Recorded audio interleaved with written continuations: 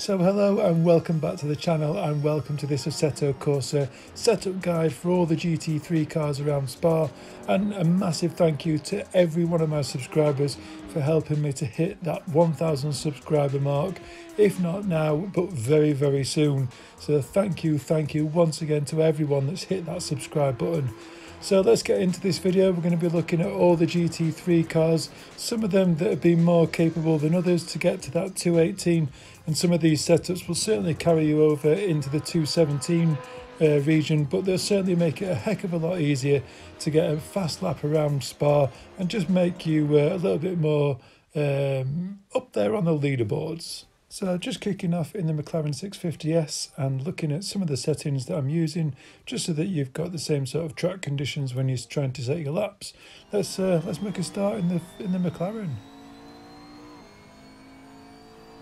So I thought, like I've done in the Project Cars game, I've gone through each of the cars themselves and just done a flying lap. Probably one to get the tyres warm, and sometimes one that I've just done straight off the line without warming the tyres, but just to show you the sort of lines I'm taking through the corners, the gears that I'm using throughout each car, and just the sort of handling characteristics as to how the cars are getting around the circuit. I'm going to show each replay of the lap, so you can just get a bit of an idea what sort of speed you should be hitting, what sort of sector times I'm hitting through each of the sectors, and just sort of how I'm positioning the car, just to refer to as to how I've actually achieved the lap itself. So let's get into seeing what the McLaren has to offer. So straight away in the McLaren, if you're using a wheel and pedal set, you'll certainly find that it's got a nice amount of feedback. This is probably the best car out of all the GT3 cars, in my opinion, to offer a good level of feedback as to whether you're actually getting grip. There's like a strange sensation as to whether the aero package is actually working or not, and in some of these cars it really does feel much more pronounced when you've got good aero balance and you're getting a nice amount of grip through the wheel. So the McLaren does handle really nicely, to be honest. It's got a really nice turning response. Sometimes you get that little kick of oversteer if you don't mess around with the power ramp in the differential. So just lowering that power ramp down, I think it's down to 10, and just reducing the traction control.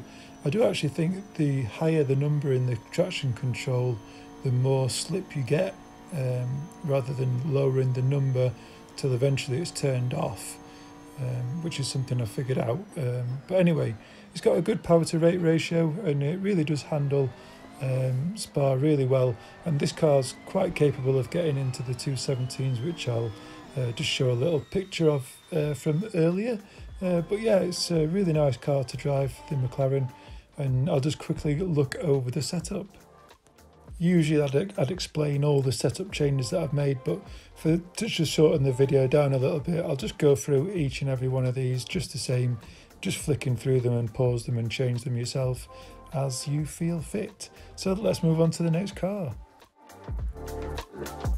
So moving on to the Audi then, and as you can see, only just scraped in under the 220 mark, but like I said, I've not spent absolutely hours setting these cars up, and they are all capable of hitting the 218 mark, which you'll see, but they aren't 100% dialed into every part of the circuit. They're manageable. They can get through Eau Rouge almost flat out.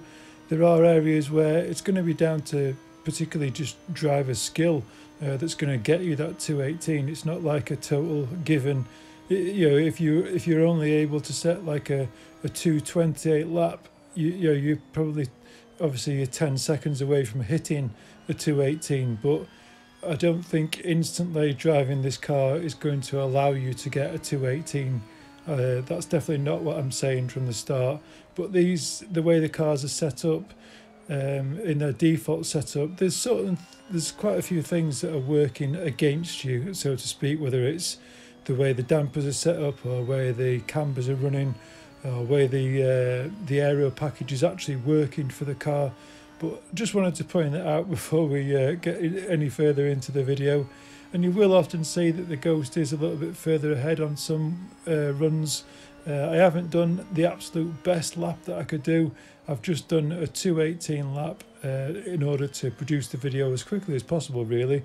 So I'd certainly say every car is capable of setting a faster lap, but I've just done 2:18 as a benchmark lap figure. So looking at the power to weight ratio in the Audi, it does sit up there quite highly with over 450 per tonne, which is fairly high for the GT3 cars. But it has got a really nice feel to this car, definitely on turning some of the slower corners. It's got a nice bit of engine braking going on just to help rotate the car. So just try and lift off the accelerator just to get that car to turn in a bit nicer. Through Eau Rouge it's almost flat out, but not quite. But yeah, it's got a beautiful sounding engine, probably the best sounding engine out of all the GT3 cars in my opinion, and definitely capable of more than a 2:18 I think, or a lower 2:18 definitely. So moving into the setup, as I mentioned, just look over the setup and make the adjustments where you need them. If you can handle a little bit more oversteer through the car, obviously just making some reductions to the amount of rear wing on the car. But yeah, that's the setup, guys. Let's move on to the next car.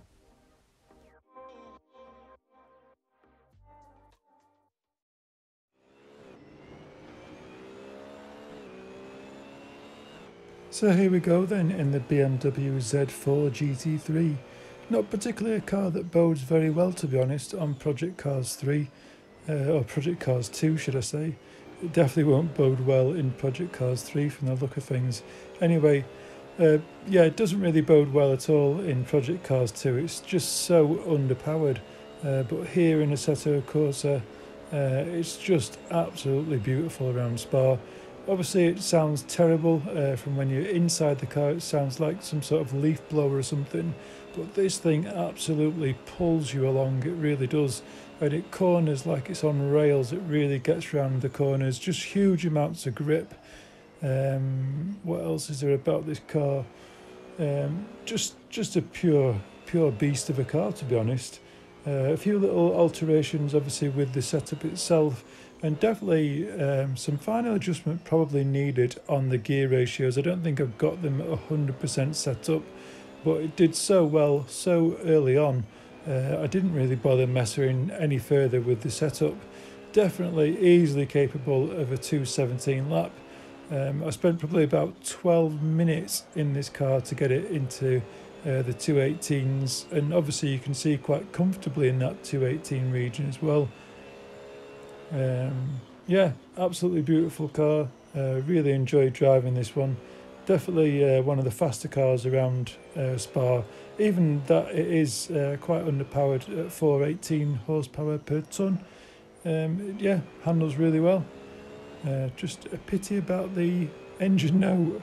It's got a horrible sound, but when you're watching that replay back, it really is quite nice. So yeah, enjoyed this one.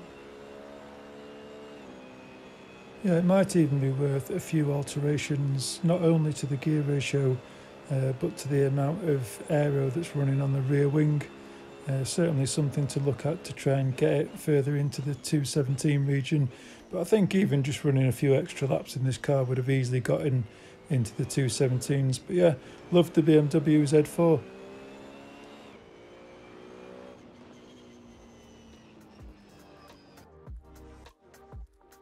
So yeah, just looking over the setup, the comment that I made regarding the aero, might be a bit tricky to lower that rear wing much further than 3. The only other thing you could probably look at is reducing the camber, rear cambers a tiny bit more, just to get more straight line speed. But yeah, good luck with it.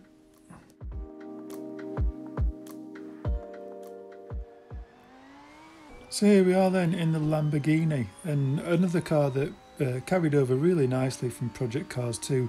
Definitely probably one of my favourite GT3 cars in Project Cars 2. It just seems to handle just the sort of way I prefer to drive, really. The way that the car moves is very much geared towards my own particular driving style. So yeah, quite a few adjustments made to the Lamborghini, and very much like the Nissan GTR, this car suffers with a little bit of understeer. but thankfully this has got a front adjustable wing, and a lot of those issues can be solved to get the Lamborghini a little bit more compliant and wanting to turn into the corners, definitely through some of the high speed sections. That having that front wing is a real godsend really. After a few slight other adjustments and adding a little bit more rear wing to this setup, I absolutely love the way this car is balanced. It just sort of glides through the corners. It's got a little bit of oversteer, which is manageable. Obviously you can exploit that too much and get the car more sideways, but if you just come off the brake pedal just really sort of nicely and balanced, or steady, sort of just ease off the brake pedal, it's got a really nice balance coming through the corners, this car. I absolutely stuffed up the flying lap, so this is just a from the start just a straight lap, so I definitely think there's a few more tenths could be made even just having run another flying lap, but it was well into the 218s, and just a real pleasure to drive this car. It's got a good power to weight ratio as well, hitting nearly 484 horsepower per tonne, which is quite high up there really. I would probably expect a lot more from this car as well, probably to get into the nice low 217s, having given a number of runs on this car. So yeah, I really enjoyed driving the Lamborghini, and nice to see that it carries over between both Project Cars 2 and Assetto Corsa. I look forward to driving this in Competizione. So yeah, that was the Lamborghini. Brilliant.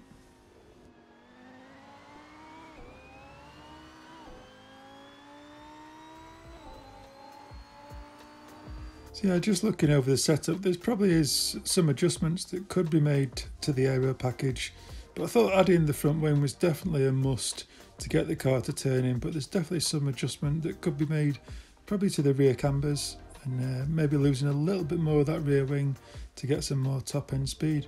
Let's move on to the Porsche. So yeah, getting in the Porsche certainly seemed very hard to get this car to be a little bit more easier to drive, I guess. There were just so many issues with the default setup. This took quite a long time to get the car to actually just work properly. It's got the same sort of horsepower or power to weight ratio as the McLaren MP4, which is disastrous really for the MP4. It really probably shouldn't even be in the GT3 class, I don't particularly think. But yeah, it took quite a lot of time getting this car set up. The default set runs a huge amount of rear wing with very little grip coming from the rear end, hugely stiff dampers, and the rake on the car is sort of level, so you're not sort of accentuating the rear wing at all, and you're not getting the sort of, I guess it's a cheese wedge sort of shape when you look at a rake on a car. The front end sort of diving into the ground and the rear end's lifted, so you're trying to promote the front end aero package working just to try and push that rear end down as well. So it was a bit of a strange one, that, and the first car I've ever probably seen a rear wheel drive car that was running less camber at the front end of the car than there was at the rear. Usually you would get a higher front end camber. For some reason you're just trying to put the power down from the rear really. So yeah, that was a bit strange.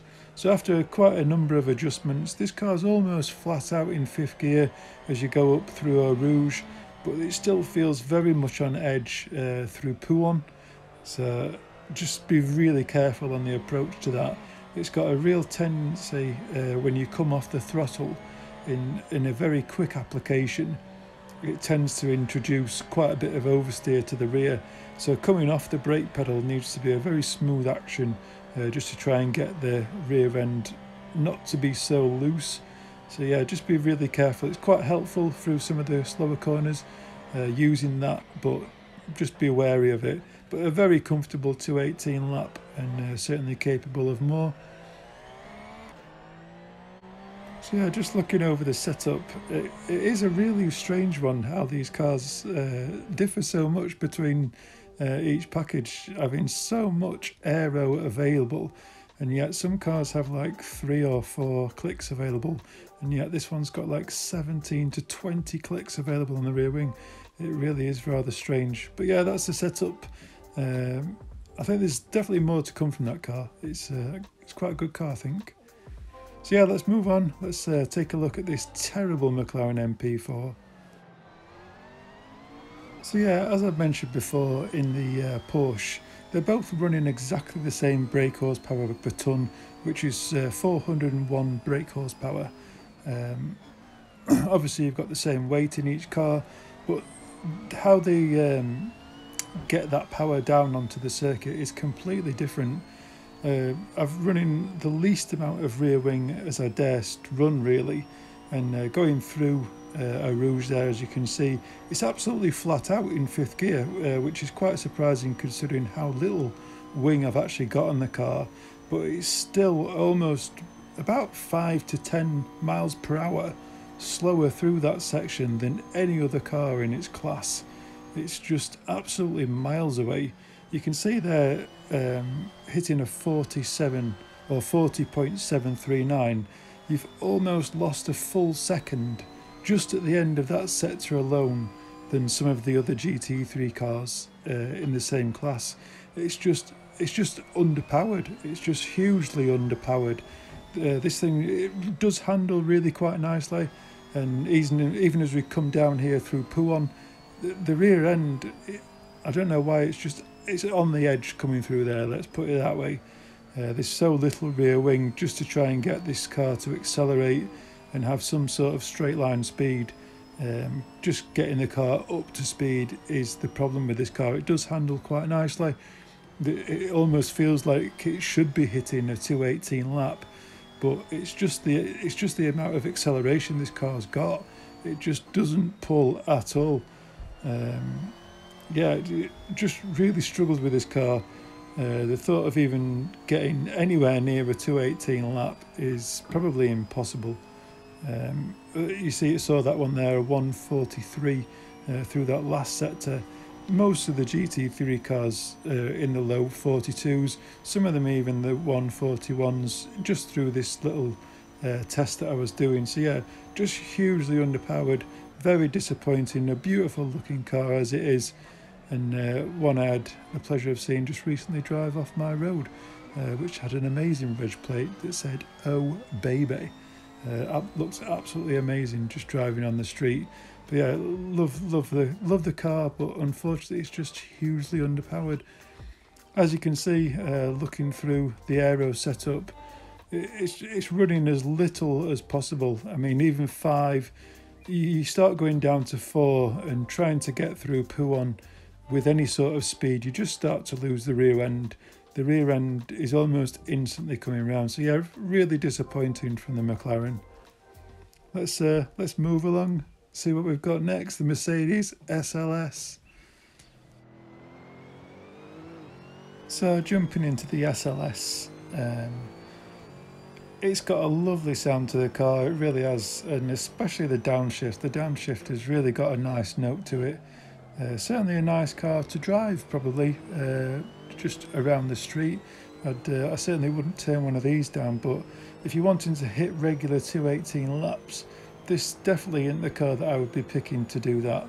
When it comes to the drive, the car's somewhat unresponsive at the front end, but thankfully, unlike the GTR, should I say, like the Porsche, you have got that option, and most of the other GT3 cars, there is the option to actually add some front end adjustment to get that car to just turn in a little bit better. It just suffers really with poor acceleration is the main issue. It's got a brilliant sixth gear, so that's not the issue. It's just getting that car up to speed from the slower corners, really. I think this is where the problem is with this car. Yeah, it's not one of the fastest to navigate through a Rouge either. I think you're definitely going to need a little lift as you approach and then get back on the power. It's probably just ahead of the MP4, McLaren MP4 through a Rouge. That's probably its only distinction, really. On a whole, the car handles fairly well, but it certainly wouldn't be one of the cars that I would choose if I was hosting a GT3 lobby. I certainly wouldn't stick it in there, to be honest. I'd probably just add 2 more AMGs, in my opinion. But yeah, The only saving grace I think this car is the engine note really. It does sound really nice. Almost, I would say almost like a bit of a diesel grunt to it as well, which is probably where that power comes from. But having just 10 more horsepower per tonne than the Porsche, I'm just not sure why this car is so slow. It's slow in project cars too as well, but yeah, it's managed to get into the 218s, but it's certainly a chew to get there. But yeah, that's the SLS.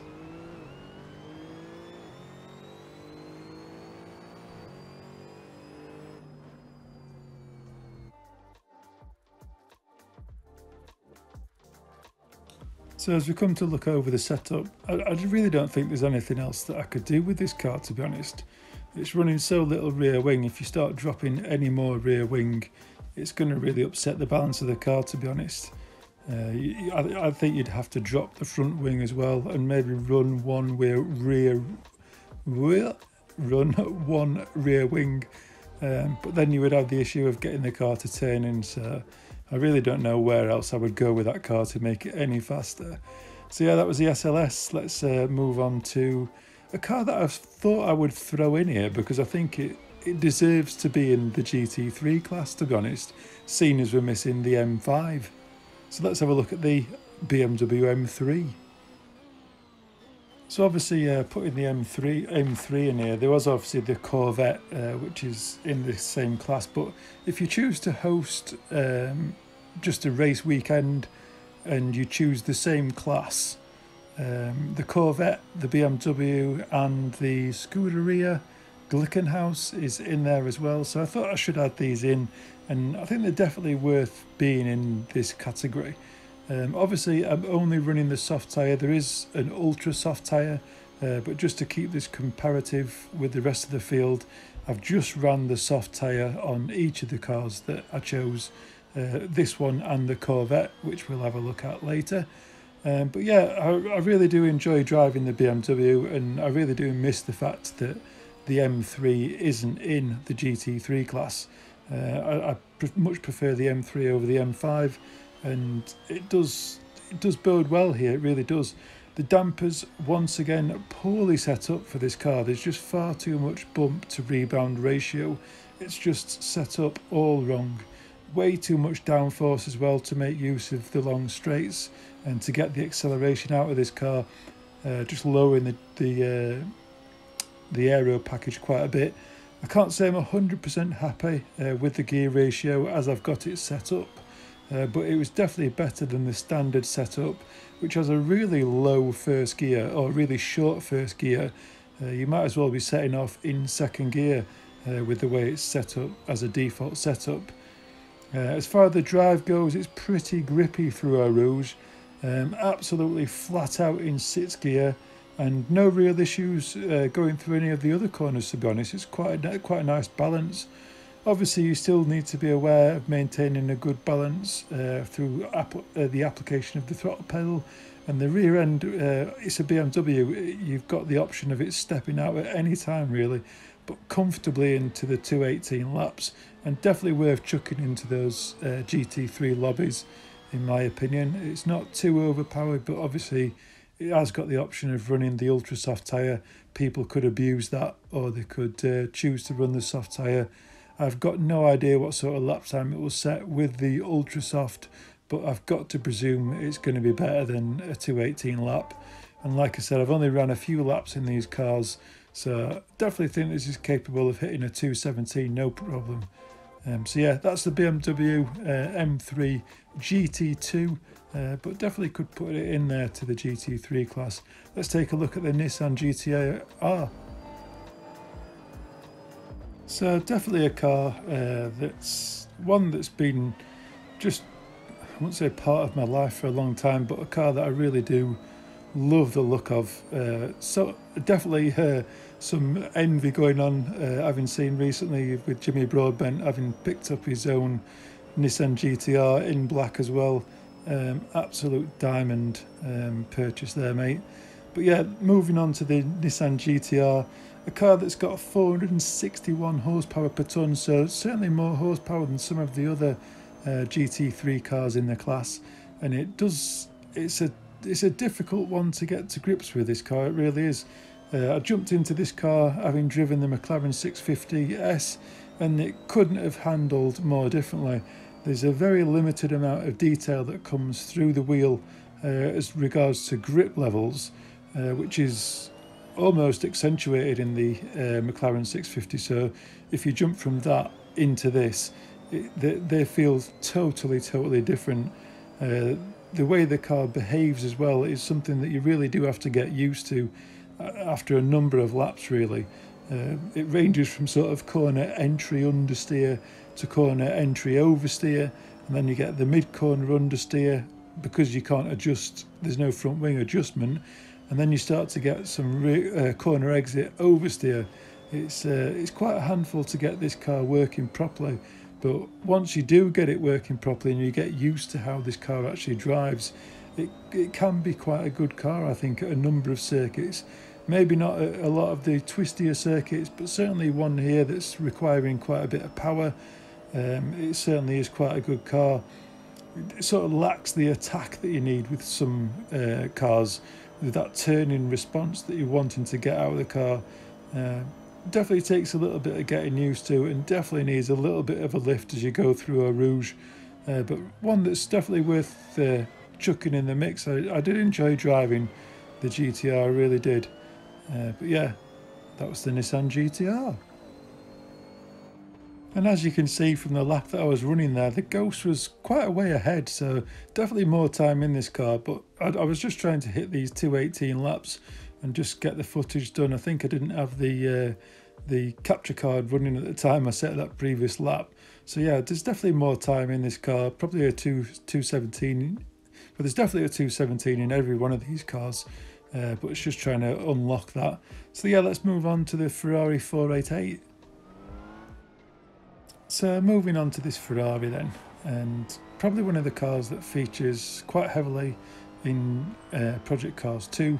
In most of the GT3 lobbies, it became oversaturated at one point, and probably a car that's featured quite heavily in Assetto Corsa, and probably Assetto Corsa Competizione as well, when it arrives on Xbox this month. But yeah, a car that I never really get on with, this car, and I don't know why. It's slightly underpowered, just under the 400 brake horsepower per tonne, but I always expect high things from this car because it's driven so much, and every time I get into this car it's just underwhelming, I think. I always expect good things, but definitely not one of my favourite cars, and it took a while to get a fairly decent balance in this car. Fairly temperamental, going through Pouhon, as we'll see very shortly. The sweeping left-hander that we all know and love just seems to be on the edge as well. One of the things to remember about the Ferrari, which is an absolute game changer, if you ever drive this car, we always have that tendency to want to hold on to the revs and wanting to absolutely max out every gear and then change into the next one, which is usually the case in a lot of the cars that you drive.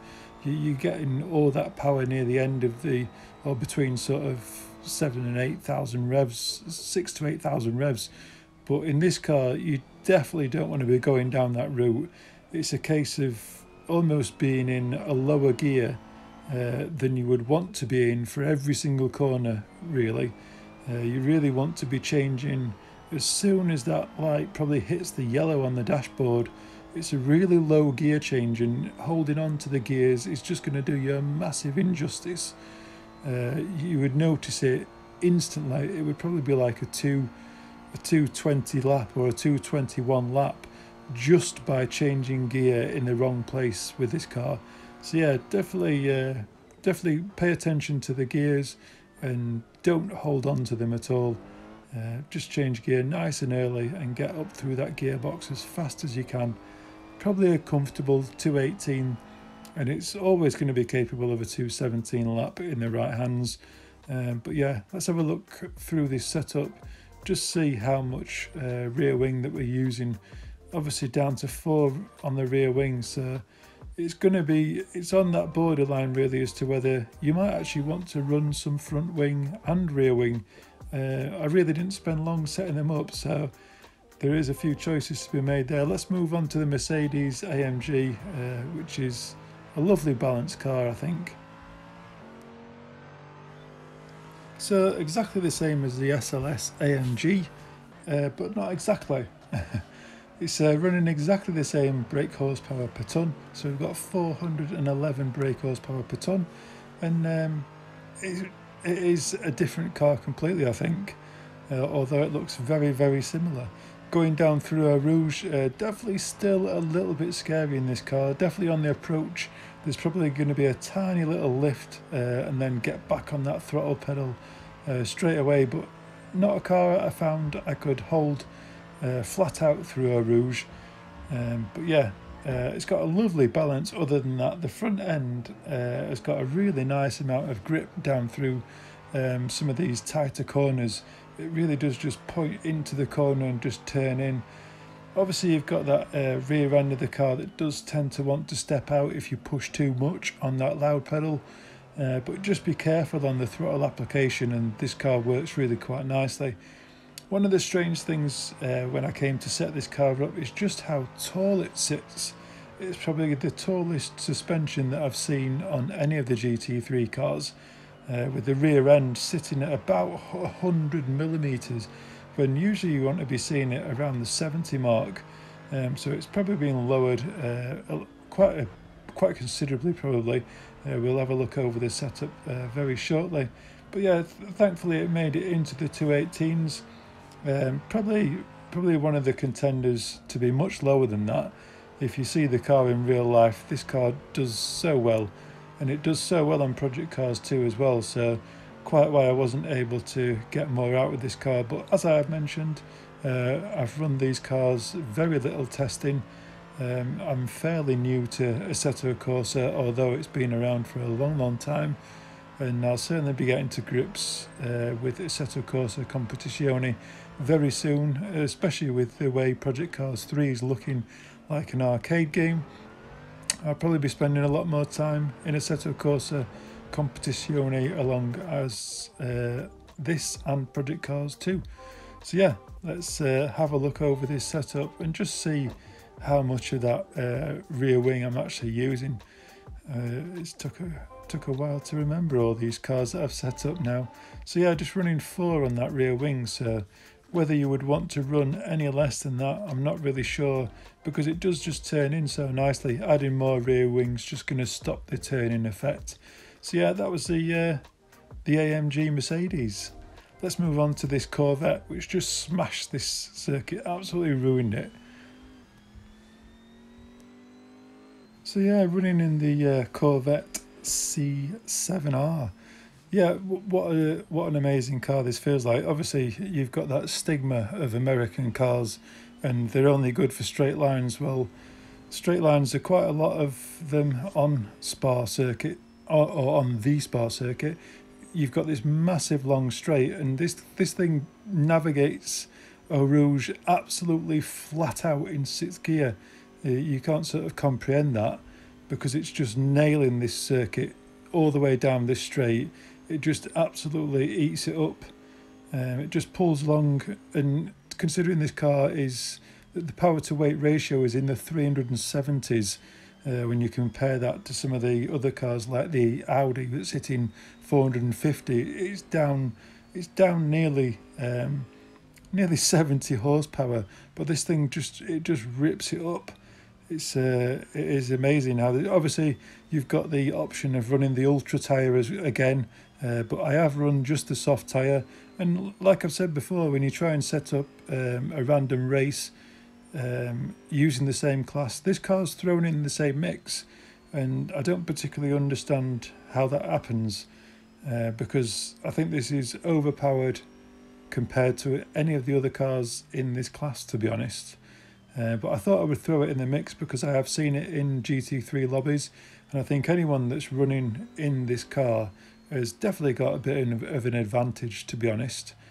Obviously, I'll show you at the end of the video the lap in the Mercedes 650S, hitting a very low 217 lap using the same setup that I've got on here, but this car is definitely capable of running very fast on this circuit. Yeah, just nails the circuit. What more can I say? It turns in, it performs well, it doesn't oversteer too much. I've made no notes really as to how bad or good this car performs, because obviously it speaks for itself, hitting a low 217 lap. So yeah, a force to be reckoned with, the Corvette. Just looking over the setup there, running very little rear wing, so how it manages to do so well is beyond me. But if you could take that down even further, you might be very well into the 216s. But yeah, we'll just move on to this last car, the Scuderia GLICKENHAUS Competizione, I think it is, P45 or something. Yeah, I only thought I would add this car because I've added the BMW and the Corvette, and having mentioned, I've seen this car in the GT3 lobbies as well. But as you can see, I just filmed the end of this lap to show you it's set in a 224. Now if it had set a 220, I'd have continued, but trying to find 6 seconds in a car is pretty much just not going to happen, even with myself. So yeah, here I am in the McLaren 650S, and this was just part of an online race that I was taking part in, just in the middle of qualifying here, and I think they're running low fog. I'm not exactly sure what the conditions were, but as soon as you were driving out of the pit, by the time you got to the end of this long straight, I think the tyres were all blue. Whether it's a glitch within the game, I've got no idea because I just haven't played it enough. But trying to get the tyre temperature for this track was proving very difficult. But in areas where you got a lot of sun on the circuit, it really did seem to warm the tyres. It was quite strange. As you can see there, just driving around, the tyre pressure's going down at the rear. And I think by the end of the lap, you've got the tyres warm enough again, but as soon as you start into another lap, the tyres were going down again. It was a very, very odd way the tyres were reacting, to be honest. But it didn't seem to affect the amount of grip levels. As much as you can see the temperature level of the tyres on the left hand side, the level of grip still felt really good. Obviously you can see there my best lap already is a 217.8, and as I mentioned before, it's just using the same setup that is in the earlier version. There might be a tiny tweak just to the aero at the rear. I may have dropped this to 4 to run this lap. I kept running numerous different setups. I think I tried 1 on the front and 5 at the rear, but that seemed definitely slower. And then someone else banned in a 217 lap, so I thought I'm going to have to drop some of this aero, and I think I went down to just 4 on the rear, and this was what I was capable of putting in.